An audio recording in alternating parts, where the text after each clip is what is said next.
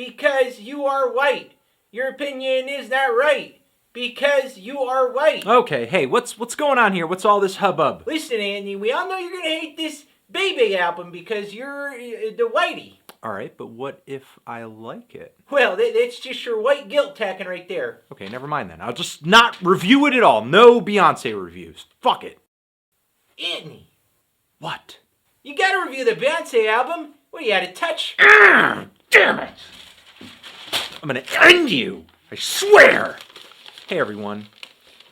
Anthony Fantano here, the internet's busiest music nerd, and it's time for a review of the new Beyonce album, Lemonade. Global pop singing sensation Beyonce with her 6th full-length album. She really needs no introduction at this point. She is back with another record that is being released sort of out of the blue, a lot like her last album, which was self-titled, which was just like released onto iTunes overnight and didn't really have or need any promotion, as everybody was pretty surprised and talking about it like crazy the very next day. She complimented track after track after track from this record with a series of music videos, and stylistically I thought this was her riskiest album to date, even though there were some safe spots in it. I think risky for Beyonce. I see her on this album as kind of dipping her toes into some new sounds, some new ideas, and on this latest record of hers, Lemonade, I think she's not just dipping her toes, I think she's diving right in. She's taking even more chances, which I assumed was going to be the case from her latest single, Formation, which I thought was great, which had a colorful, trap-flavored banger beat, a twangy, just plucked lead melody. And even though it was just a very snappy, a very punchy, very catchy single, I saw the lyrics as being more personal than what Beyonce usually delivers. Her typical verses about love and relationships and femininity and empowerment. On Formation, we got a little bit of that as well, but also references to Beyonce's heritage and her culture and her southern roots, her parents, delivered with this monstrous swagger and charisma that I couldn't help but get sucked into. I had a hunch, I didn't want to assume, but I had a hunch that the rest of this record would follow a similarly personal pattern, and in fact, it does. But so personal that I think Lemonade is confessional. I just didn't know how many personal details Beyonce would be divulging on this record. It's to the point where I'm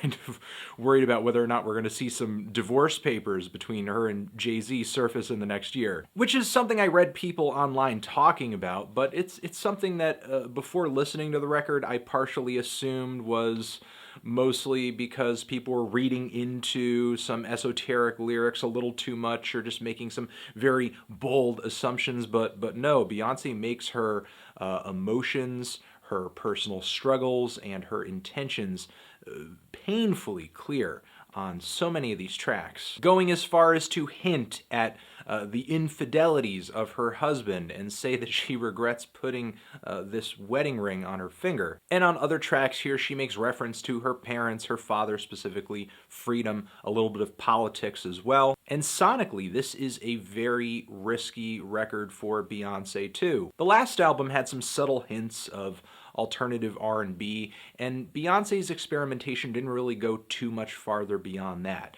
Now I think she's overtly referencing that sound with appearances from artists like The Weeknd and James Blake. There's even a cut on here that seems semi-inspired by FKA Twigs, and there's even a country instrumental, a hard rock instrumental. She makes bold references to funk and soul. There are numerous producers on this thing, including familiar faces such as Boots, as well as Diplo. There are soft and subtle, spacious, synthetic beats, as well as luscious string sections. The track listing is diverse, it's occasionally epic, it's catchy, and sometimes heartbreaking. The album starts out very somber and quiet with the opening track, and the story of this record is as plain as day. From the first few lines, we have an image of dishonesty being on his breath. There's a lack of trust here. She's kind of questioning this relationship that she's in. She knows something's going on, but nothing is quite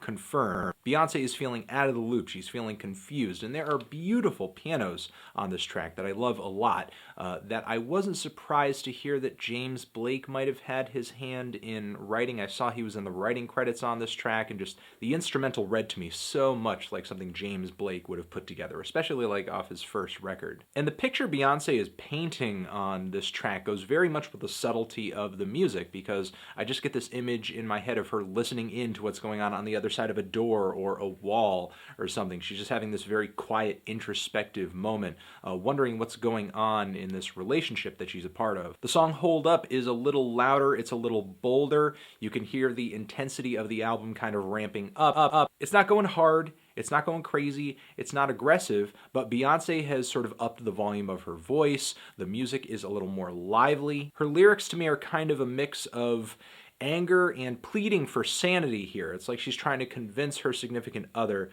that who else loves you like I love you? Who else cares about you in the way that I care about you? A lot of people have talked about how the chorus on this track directly references the Yeah Yeah Yeah song Maps. And the chorus here does seem like a subtle play on that, I get that. So Beyoncé takes this confusion and the pressure builds into a full-fledged explosion on the very next track. The song Don't Hurt Yourself. Beyoncé is totally fed the fuck up on this track. She's volcanic. There's some pretty edgy instrumentation on this track too, some very crisp drums and weird keyboards that to me sounded like something that could have come off of a Battles record.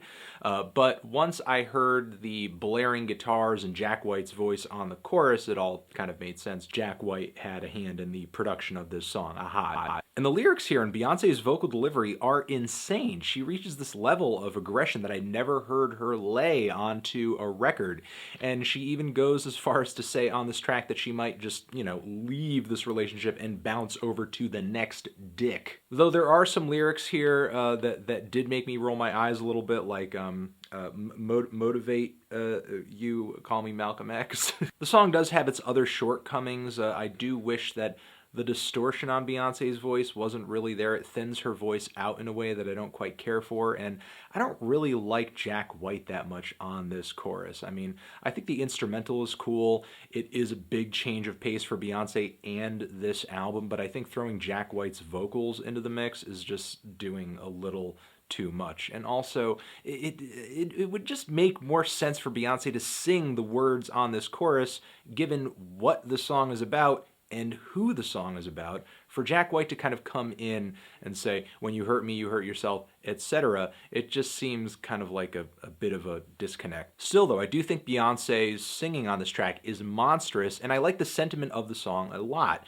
In a smart way, it poses the idea that when you're in a relationship, anything that happens to the other person also happens to you, also affects you. Continuing the flow of the album, because again, this is very much a story. This is very much a progression. In a way, it reminds me of the relationship tale that Bjork was telling on Vulnicura.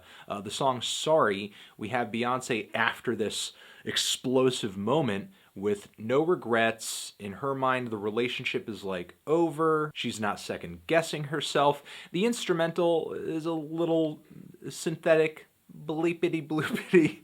It's very sweet, but I do wish it changed up a little more from the verse to the chorus. But in a way, it works because the instrumental doesn't really take away from what Beyoncé is saying and singing on this track, as she delivers more very biting and telling lyrics. She's calling out excuses. She's taken the baby. She's going to start a new life. She even makes reference to this mistress woman, calling her Becky with the good hair, who the internet is sort of hunting for the blood of right now. But also referring to her specifically as Becky with the good hair could have a lot to do with, some stuff I'm not really going to get into because people fucking get up my ass about it. All of a sudden, the flow and the story, the direction of this album changes. We have the song 6 Inch, which is sort of like a working woman's empowerment anthem. With a banger beat, Beyoncé sort of monotone on the chorus, some subtle auto-tune on her voice just to add a bit of an effect. It's a little much, especially with the Weeknd being thrown into the mix too, but the track is catchy as hell. And it's got, I guess, kind of a smart life lesson underneath the very gaudy beat, the very kind of club flavor of the song. It's not about hedonistically blowing all of your money away on just short-term pleasures, but stacking your paper up for a better life tomorrow. I don't quite get why Beyoncé had to kind of take the stripper angle with the track, but Beyoncé has always been someone who celebrates sexuality, the power of a sexual woman, but yet she's kind of working herself to the bone, to the point where she's crying at night when she's away from the stage and away from the club. Beyoncé doesn't get so bogged down in the details of this life that your average person can't relate to this, because selling yourself for 40 or more hours a week just for a paycheck, that can be kind of degrading too. We have the song Daddy Lessons, which is the most endearing track on the entire record. Beautiful tribute to Beyoncé's father. Over some organic percussion, some acoustic guitar, the track has a country flavor to it, and I do appreciate how dynamic and diverse the track list is and how well these songs are kind of flowing into one another as far as the narrative, and I guess Beyoncé's voice does a good job of kind of tying all of these songs together, even though they are in a load of different styles. However, this particular track, it is one of my least favorite instrumentals because I do think it could have done without all of the hooting and the hollering throughout the track, which to me read like they were just making a caricature of country music. There are a few moments where the lyrics are painfully basic, like Daddy made me fight, it wasn't always right. Although in a way this does remind me of a return back to the lyrical styles of a lot of older soul singers. And I get that sense in the style of storytelling on this song, Beyoncé referring to her dad simply as daddy and going through a series of life lessons in every lyric that he passed on to her. And even when there is a lyrical shortcoming on a track such as this,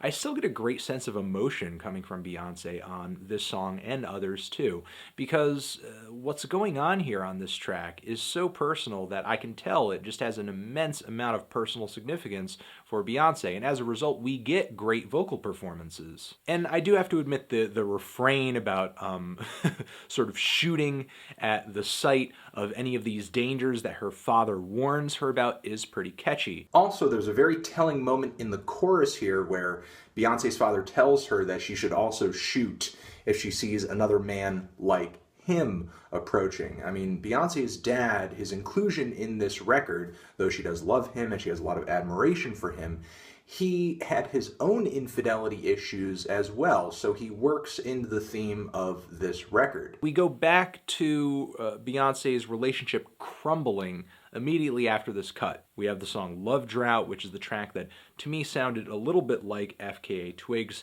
The beat was very synthetic, very spacey. Beyoncé's vocal delivery here, hushed, but still plenty of emotion there. And she's singing about this love drought that she's in the midst of with her husband could be ended, but there's a disconnect there. Like neither of them are willing to make the effort at the same time to kind of reconnect and make things work again. And then from there we move into probably the most depressing and heartbreaking track on the entire record, which is just simply a very bare piano ballad, but also features one of the best vocal performances on this thing, Sandcastles. And it's painful, man. This track is painful as hell. To me, it was kind of like, when Adele would do a really great piano track, but maybe even a little bit beyond that, because again, the picture she paints here is just so vivid, and it hurts to just hear her kind of refer to this relationship that she's been building over years and years and years as simply just a sandcastle that was eventually meant to crumble, and say that every promise wasn't meant to work out that way or the way that you want it to. Still, a lyrical flub here and there, like dishes smashed on the counter from our last encounter. but still a standout moment on the record. Whitney Houston fans, I think, will get a lot out of this track too.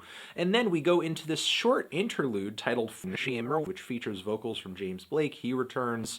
There are some more beautiful piano embellishments and some strange electronic edits. And even though the track is so short, it's just a little bit of an epilogue to this song, it adds so much to the record and transitions into the next track nicely, which is the song Freedom. Now, this track, a lot of people would say, and they'd be right, that this is the most political cut on the record. Beyonce's making a huge statement here, especially on the music video that is paired with this song if you watch like the Visual Lemonade HBO special. But I think Beyonce's approach lyrically on this track is a little general, and I think that's with a purpose. I mean, if you take the lyrics in a very general sense, you could certainly pose this track within the relationship that she's been singing about for the entire album too, but she kind of kills two birds with one stone. I'm not saying that she's not trying to make a political statement here or that it could have been better. I'm saying she did a smart thing here by being able to make a political statement but also make this track work within the story, within the context of this record. It's like she wants to be freed from this prison, this suffering, this unhappy relationship, but simultaneously, this song, again, it's also a statement she's making in reaction to all of these stories of police brutality to minorities over the past several years. The track has a strong funk, soul, hard rock edge to it. The instrumentation is vibrant, it's dense, it's lively, it's blaring, and of course there's got to be a Kendrick Lamar feature on here if you're going to make a political track. And Kendrick's verse is great. I love how in the first few lines, didn't know if you noticed this, but he sort of does a bit of a countdown thing. And Beyonce, I think she just puts together a great track that is as heartfelt as the other songs. I mean, Beyonce, not usually the one to make political statements in her music, or make a country song, but, you know, whatever.